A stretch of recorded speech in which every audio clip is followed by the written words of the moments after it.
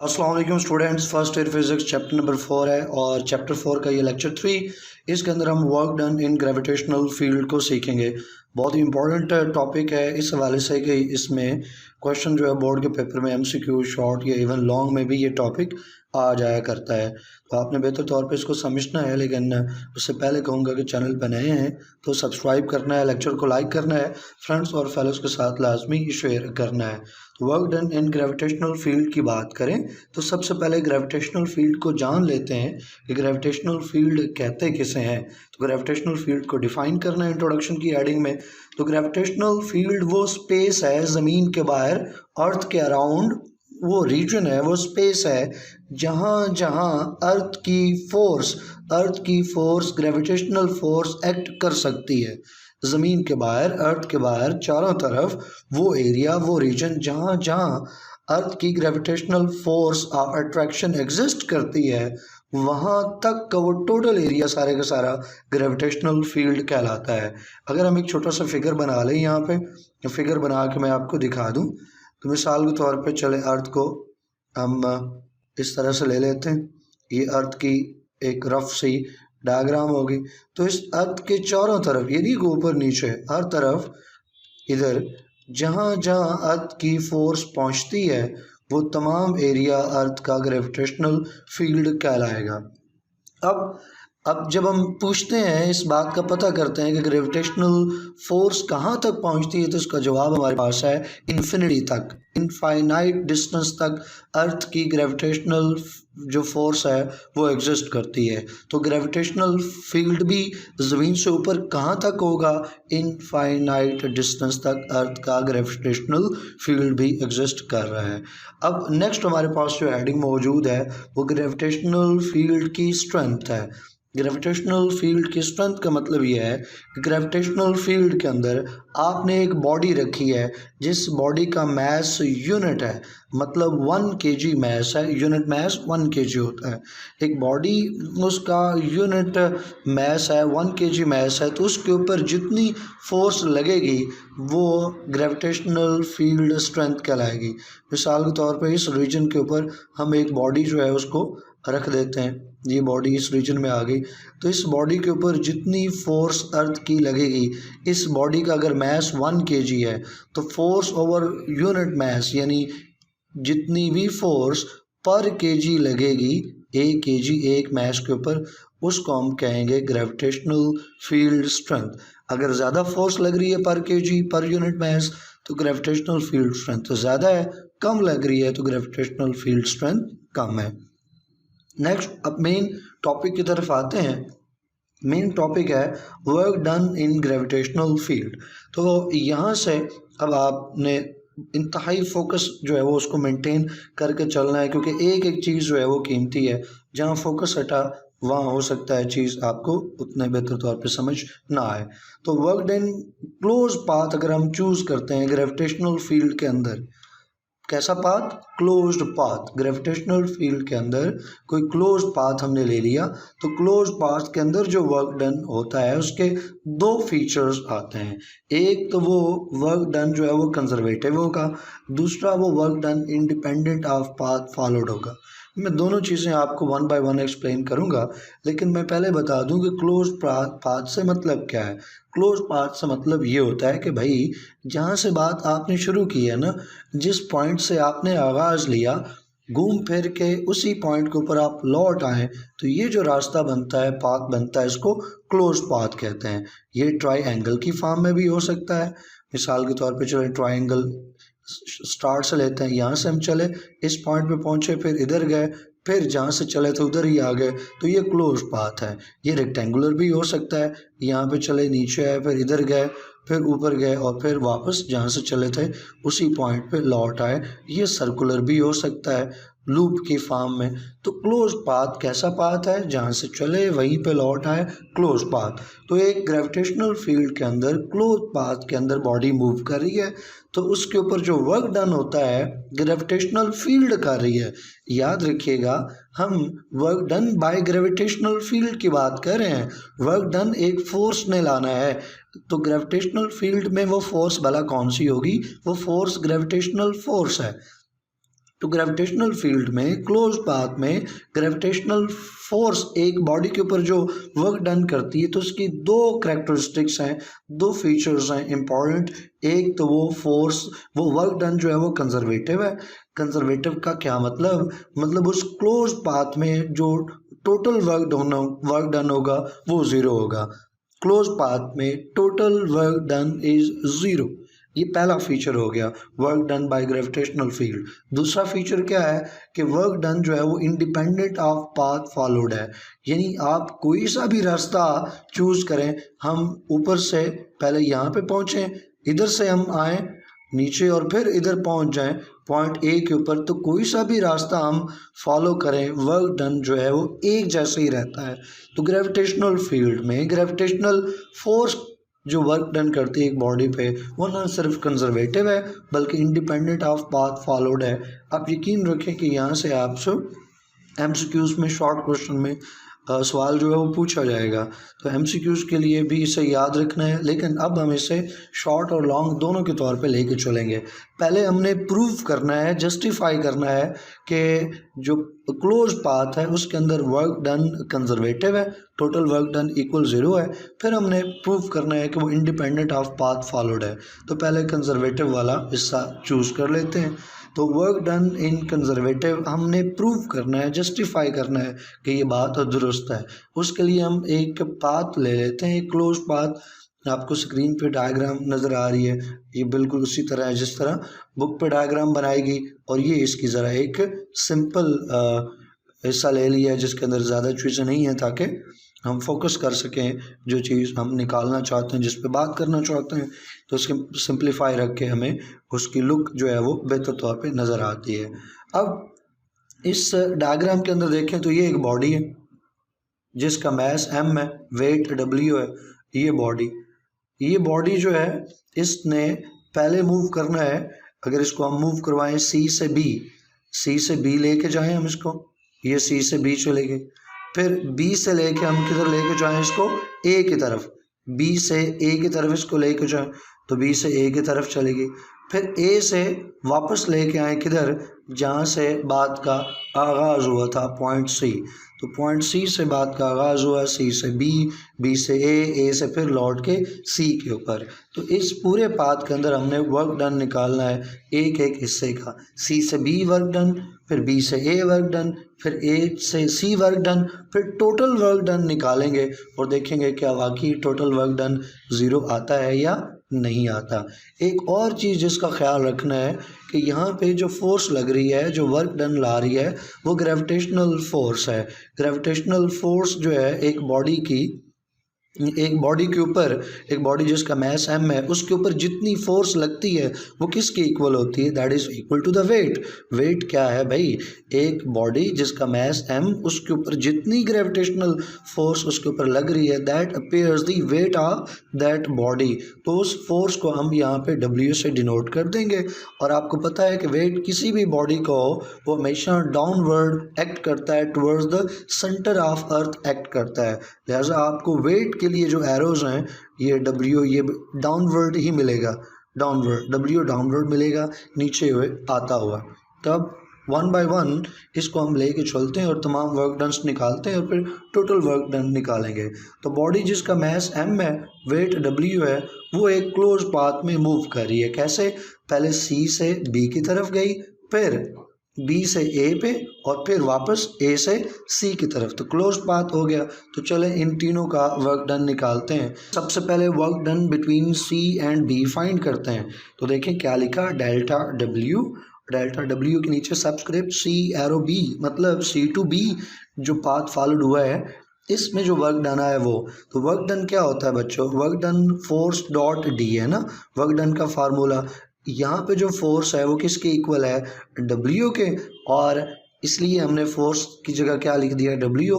और हमने पाथ जो है वो चेक करना है कि जो डिस्प्लेसमेंट है वो कौन सी है। तो चलते हैं देखते हैं C to B कौन सी डिस्प्लेसमेंट जो है वो मौजूद है। तो C to B डिस्प्लेसमेंट देखें तो C to B डिस्प्लेसमेंट को हमने नाम दे रखा है D2, और यहाँ पे जो फोर्स लग रही है वो W है, यानी वेट। तो वेट इंटू D2, ये हमारा वर्क डन आ जाएगा C2B जो बॉडी मूव की, फोर्स W, डिस्प्लेसमेंट D2, तो W इंटू D2। तो ये देखें हमने क्या लिखा, W डॉट D2। अब थीटा के साथ लिखेंगे तो W dot cos theta, theta की वैल्यू पुट करनी है। हमें डायग्राम के अंदर जाकर देखना पड़ेगा कि यहाँ पे जो वेट है और डिस्प्लेसमेंट D2 है, इनमें कौन सा थीटा, कौन सा एंगल बन रहा है। तो डायग्राम के अंदर आते हैं, डायग्राम के अंदर देखें तो ये रहा D2 आगे जाता हुआ और ये नीचे W मौजूद है। इन दोनों के दरमियान में जो एंगल है वो 90 डिग्री का बन रहा है, ये एक दूसरे के परपेंडिकुलर है। तो परपेंडिकुलर हुआ मतलब 90 डिग्री, तो थीटा की वैल्यू आई 90। तो हमने WD2 cos थीटा की जगह उसकी वैल्यू 90 पुट कर दी। cos 90 फाइंड करें तो cos 90 हुआ 0। तो जब cos 90 0 है तो पूरे का पूरा ये फैक्टर 0 हो जाएगा। तो C2B जाते हुए जो वर्क डन है वो 0 है। फिर बॉडी C से B पे गई, B से बॉडी किधर जा रही है, A की तरफ। तो अब हमें work done between B to A find करना है। वही तरीका रहेगा, वर्क डन के लिए यहाँ पे हम कैपिटल W यूज़ कर रहे हैं और वेट के लिए स्मॉल w यूज़ किया गया है, ये ख्याल रहे। तो delta W work done from B to A। अब जो वेट है दैट इज़ द फोर्स, तीनों केसेस में, हर केस में यहाँ पे जो फोर्स एक्ट कर रही है वो तो वेट है, तो W आ जाएगा। अब हमें देखना है B टू A जो पाथ है वो कौन सा है, डिस्प्लेसमेंट कौन सी है। तो ये रहा B और ये आ गया A। तो B टू A जब हम जा रहे हैं तो जो डिस्प्लेसमेंट है वो कौन सी है, दैट इज़ D1। तो WD1 हो जाएगा वर्क डन। तो देखें WD1, अब थीटा के साथ लिखें तो WD1 cos थीटा। अब बारी है थीटा की वैल्यू पुट करने की। तो थीटा की वैल्यू हमें देखना है कि यहाँ पे जो D1 और वेट है वो कैसे मौजूद है। तो ये देखें ऊपर जाता हुआ डिस्प्लेसमेंट D1 और वेट जो है वो नीचे हमेशा डाउनवर्ड एक्ट करता है। इसका मतलब है डिस्प्लेसमेंट ऊपर है और वेट नीचे है, तो एंटी पैरेलल हुए। और एंटी पैरेलल में थीटा कौन सा होता है बच्चों, एंटी पैरेलल में जो एंगल बनता है, थीटा बनता है, वो 180 डिग्री का है। मतलब B टू A जाते हुए डिस्प्लेसमेंट और वेट में, डिस्प्लेसमेंट और फोर्स में जो एंगल बन रहा है वो 180 का है। तो चलें थीटा को हटाते हैं और उसकी जगह उसकी वैल्यू 180 पुट करते हैं। तो हमारे पास आ गया cos 180। cos 180 बच्चों होता है -1। तो -1 को जब WD1 से मल्टीप्लाई करोगे तो रिजल्ट आएगा -WD1। तो देखें वर्क डन क्या निकला, -WD1। अब लास्ट के ऊपर बॉडी जो है पहले C से B फिर B से A और लास्ट के ऊपर बॉडी A से C की तरफ आ रही है। जहाँ से चली थी पॉइंट C वहीं के ऊपर लौट के आ रही है। तो अब जो वर्क डन निकलेगा वो वर्क डन डेल्टा WA2C होगा और फोर्स तो वही रहेगी स्मॉल w वेट। और जो डिस्प्लेसमेंट है इस केस में बच्चों A से C की तरफ आ रहे हैं, इस डिस्प्लेसमेंट को हमने D से मार्क कर रखा है। तो फोर्स होगी W, डिस्प्लेसमेंट हो गया D। तो WD is the work done. Theta के साथ लिखें तो थीटा के साथ आएगा WD cos theta, WD cos theta. अब ऊपर जो हमने दो केसेस पढ़े हैं उन दोनों केसेस में आसानी से हमें पता चल गया कि भाई कहाँ पे क्या थीटा रहना है। मिसाल के तौर पे इस केस 1 में हमें 90 मिल गया, यहाँ पे हमें 180 मिल गया। यहाँ पे हम देखें डिस्प्लेसमेंट ये मौजूद है और वर्क डन जो फोर्स है वो नीचे लग रही है। तो जो थीटा बन रहा है बच्चों वो थीटा यहाँ पे बन रहा है, ये वाला। अगर हम थोड़ा सा इसको पीछे ले जाएं तो यहाँ पे भी हम इसको मार्क कर सकते हैं। तो ये थीटा है। अब हमें नहीं पता ये थीटा कौन सा है, हम बाकी दोनों केसेस की तरह एग्जैक्टली नहीं बता सकते। पहले वाले दोनों केसेस में बता दिया एग्जैक्टली, एक जगह 90 एक जगह 180। यहाँ पे हम एग्जैक्ट नहीं पता कर सकते कि ये एंगल कितना है। तो फिर हमें इनडायरेक्ट अप्रोच से जाना पड़ेगा। इनडायरेक्ट अप्रोच से हमें कैसे निकाल लेना है। इनडायरेक्ट अप्रोच से बच्चों हमने ये जो D cos थीटा है ना, इसको इनडायरेक्ट तरीके से डी कॉस थीटा की वैल्यू निकालनी है और फिर यहाँ पे डी कॉस थीटा में पुट कर देनी है। इसलिए इसको हम कह देते हैं इक्वेशन 1, और ये जो डी कॉस थीटा इक्वेशन 1 में आ रहा है डब्ल्यू के साथ, इस डी कॉस थीटा को इनडायरेक्ट तरीके से निकालते हैं और फिर इसकी वैल्यू डी कॉस थीटा के यहाँ पे पुट कर देते हैं। तो इनडायरेक्ट निकालने के लिए हमें इस ट्राइंगल के ऊपर गौर करना पड़ेगा। इस ट्राइंगल में देखें ये डी है और इस डी के साथ हमें कॉस थीटा चाहिए, तो इसका मतलब है कि हमें इस डी को कॉस थीटा के रिलेशनशिप में लेके आना है। क्यों भला कॉस थीटा, साइन क्यों नहीं, टेन क्यों नहीं, कि हमारे पास बेटा यहाँ पे डी कॉस थीटा मौजूद है ना, तो हमें इस डी कॉस थीटा को हटाना है और इसकी जगह इसकी वैल्यू पुट करनी है। चलो बच्चों डी कॉस थीटा की इनडायरेक्ट वैल्यू फाइंड करते हैं। अब ये डायग्राम है, इस डायग्राम में बॉडी जो है वो ए टू सी आ रही है, ए टू सी आ रही है, तो जो एंगल बन रहा है वो ये वाला एंगल है। ये दूसरी डायग्राम में भी ये थीटा आपको यहाँ पे नज़र आ रहा है, तो ये थीटा है बच्चों। इस थीटा के हिसाब से हमने क्या निकालना है, कॉस थीटा का फंक्शन या रेशो निकालनी है। तो कॉस थीटा होता है क्या है बच्चों, कॉस थीटा होता है बेस ओवर हाइपोटेनस, तो हम लिख लेते हैं बेस ओवर हाइपोटेनस, ये आ गया। अब हमने इस ट्रायंगल में, जो कि राइट एंगल ट्रायंगल है, इसके अंदर हमने ढूंढना है कि बेस कौन सा है और हाइपोटेनस कौन सा है। तो ये एंगल बच्चों, ये ट्रायंगल जो है ये एक राइट एंगल ट्रायंगल है, ये रहा इसका 90 डिग्री का एंगल। बच्चों किसी भी राइट एंगल ट्रायंगल में 90 डिग्री के सामने वाली जो साइड होती है ना, वो हमेशा हाइपोटेनस होती है। तो 90 डिग्री के सामने वाली साइड हाइपोटेनस, और इसको हमने नाम दे रखा है डी। तो इसका मतलब है जो नीचे हमने हाइपोटेनस है, हाइपोटेनस हमारा डी निकला, तो नीचे हमने डी लिख लिया। अब बाकी है बेस। तो बेस बच्चों जो एंगल होता है उसके हिसाब से होती है, जिस एंगल को आप फोकस में ला रहे हो ना, जैसे यहाँ पे हमने बात की कि 90 डिग्री के अपोजिट साइड हमेशा हाइपोटेनस होगी, तो जो बच्चों थीटा आपके फोकस में है उस थीटा के अपोजिट वाली साइड हमेशा बच्चों परपेंडिकुलर होगी।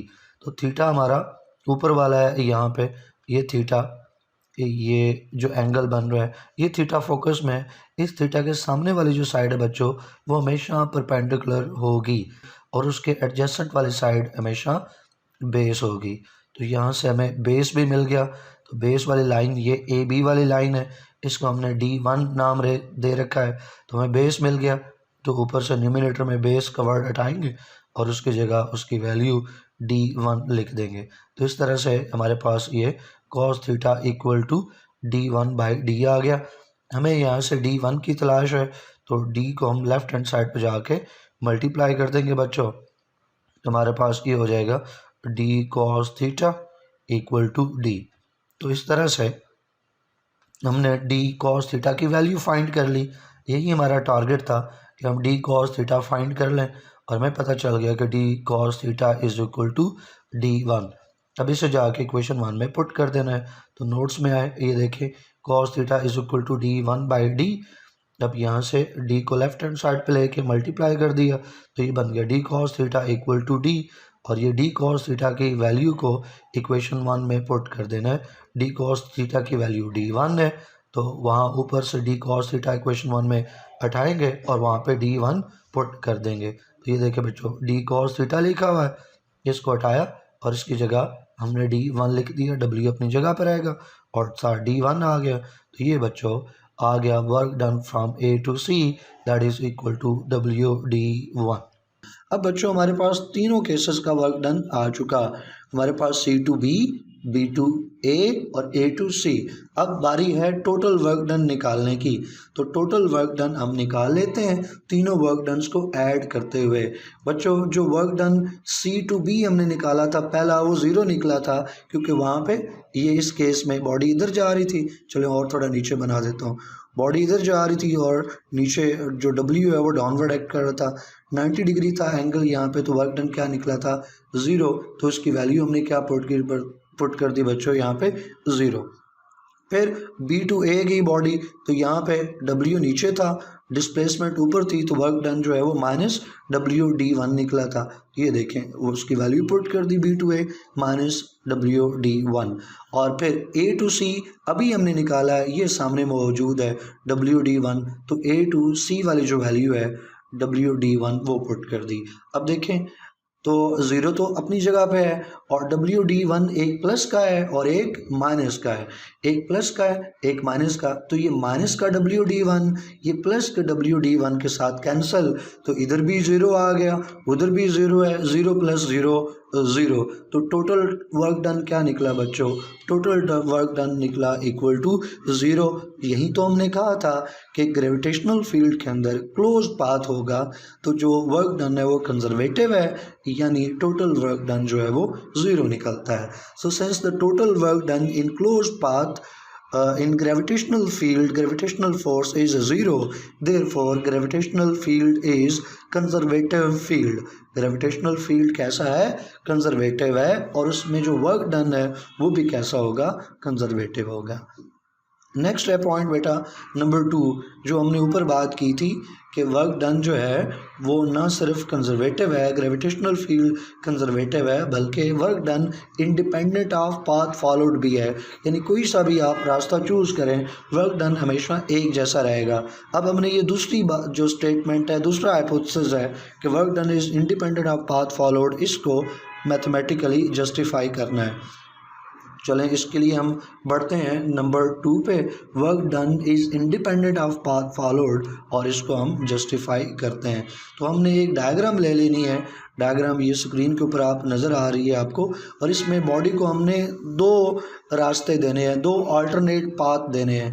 पाथ 1 आपको ये नज़र आ रहा है, पाथ 1 कौन सा हुआ बच्चों, जिसमें बॉडी पॉइंट ए से सी की तरफ आ रही है, पॉइंट ए से सी की तरफ आ रही है, एक सी पे पहुंचाना है, जो मंजिल है वो सी है, सी पे उसने पहुंचना है, ए से सी के ऊपर आई, ये एक रास्ता हो गया।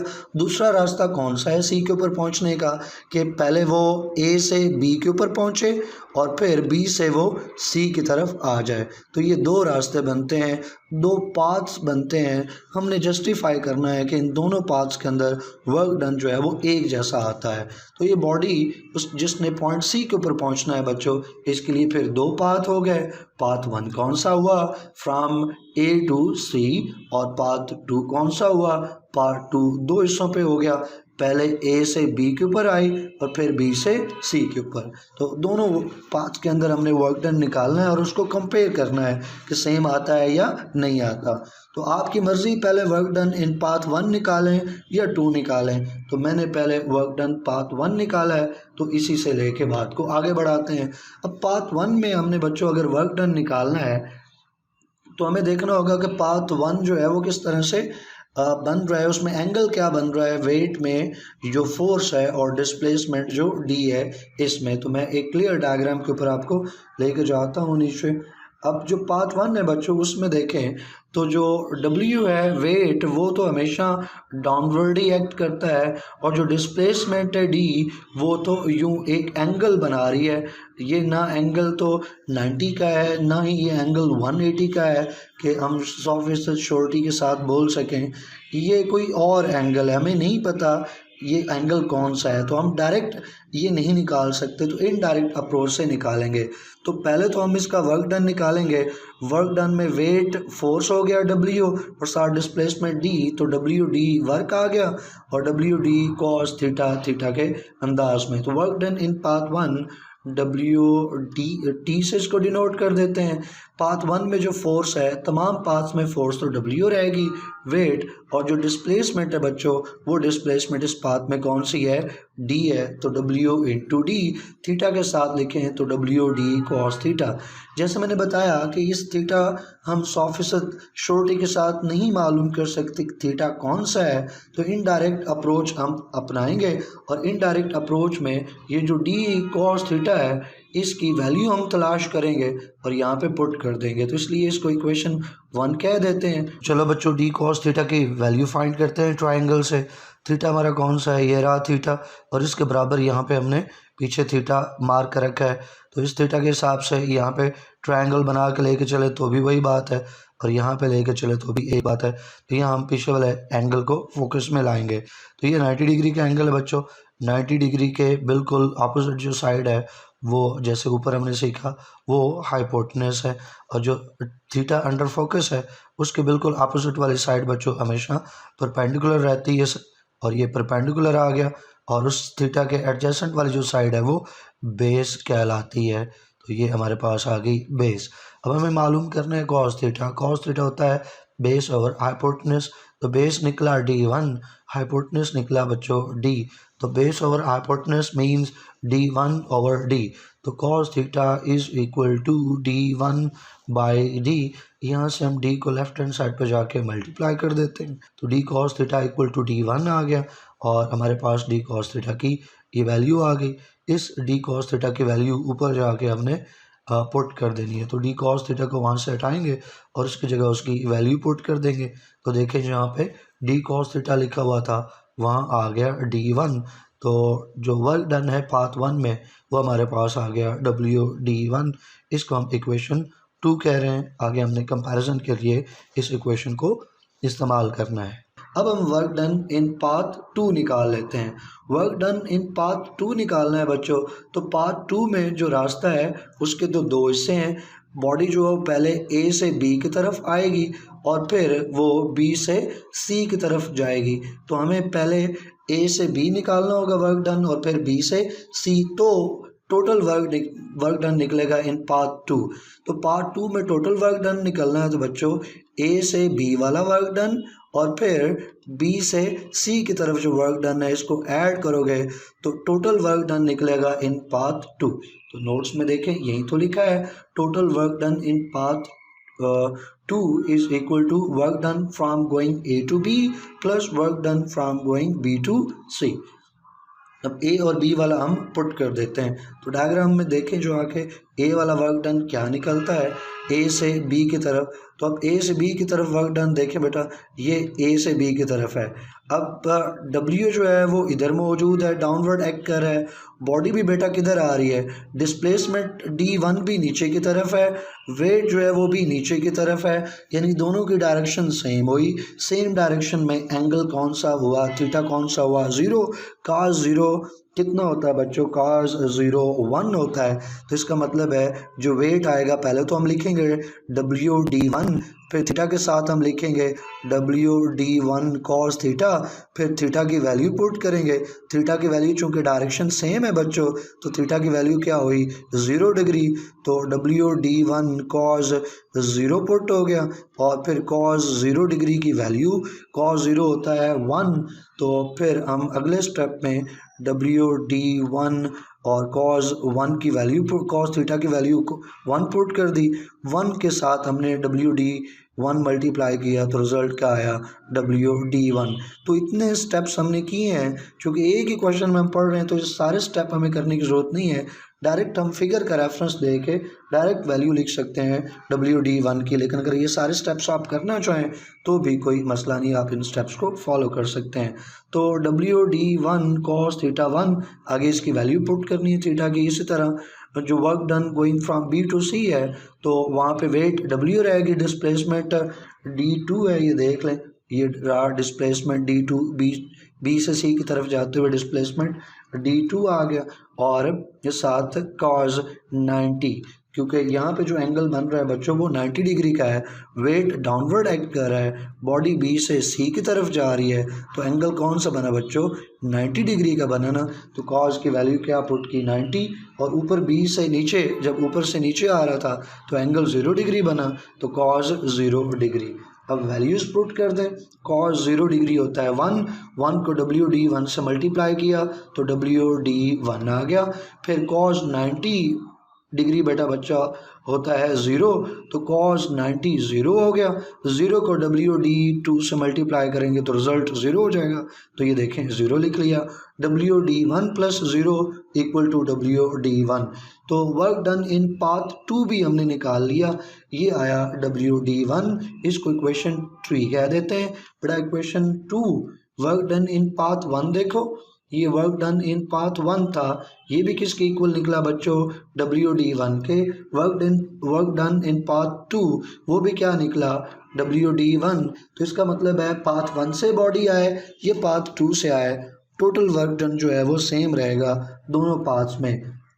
तो by comparing equation 2 and equation 3 हमें ये मालूम हो जाता है कि वर्क डन दोनों पाथ्स में सेम है। Therefore work done in gravitational field is independent of path followed. इससे कोई फ़र्क नहीं पड़ता बॉडी किस डायरेक्शन से आ रही है, ग्रेविटेशनल फील्ड में वर्क डन पाथ के ऊपर डिपेंड नहीं करता। तो ये बहुत इंपॉर्टेंट टॉपिक था शॉर्ट क्वेश्चंस में, एमसीक्यूज़ में, लॉन्ग में, तो इसको हमने कम्प्लीटली कवर किया। मेरी कोशिश थी कि तमाम चीज़ें आसान तरीके से समझाऊं। फिर भी कोई क्वेश्चन हो, कोई कन्फ्यूजन हो, कोई क्यूरी हो तो कमेंट सेक्शन में लाजमी पूछें ताकि उसको आंसर मिले और कन्फ्यूजन दूर हो। लेक्चर पसंद आए तो अपने फ्रेंड्स और फेलोज़ के साथ लाजमी शेयर करें, लाइक करें। सब्सक्राइब नहीं किया तो वो भी करना है। इंशाल्लाह नेक्स्ट वीडियो में नेक्स्ट टॉपिक को पढ़ेंगे। टिल देन अल्लाह हाफिज़।